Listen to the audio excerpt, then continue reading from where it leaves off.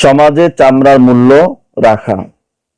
এক ভাই প্রশ্ন করেছেন, আমাদের এলাকায় কুরবানি দাতাদের সমস্ত চামড়া সমাজের এক নির্ধারিত স্থানে জমা করা হয় এবং সমাজের পক্ষ থেকে সেগুলো নিলামে বিক্রয় করে প্রতি চামড়ার অর্ধেক মূল্য বাধ্যতামূলক সমাজে রেখে বাকি অর্ধেক কুরবানি দাতাদের ফেরত দেওয়া হয়।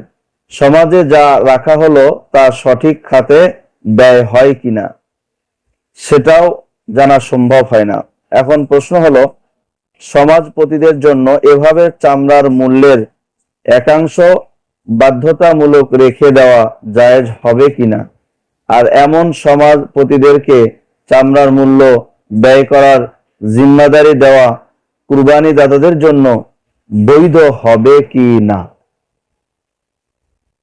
হামিদা ওয়া মুসাদ্দিয়ান, আমি ভাইকে বলবো,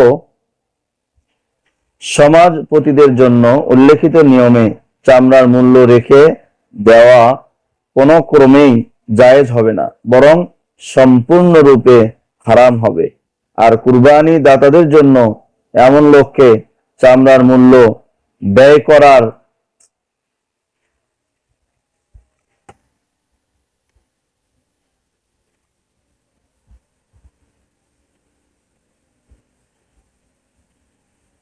জিম্মাদারি দেওয়াও জায়েজ হবে না।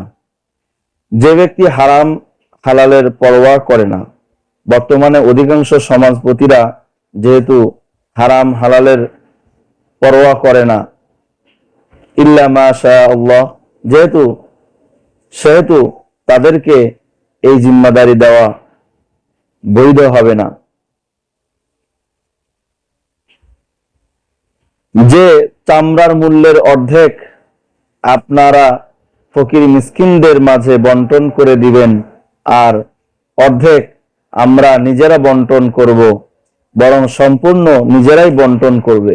আর সমাজপতিরাও এই জিম্মাদারি নিজেদের ঘাড়ে নিবে না, কারণ এই জিম্মাদারি বড় কঠিন জিম্মাদারি, যা আদায় করতে এদিক সেদিক হলে আল্লাহর আদালতে বড় অপরাধী হতে হবে।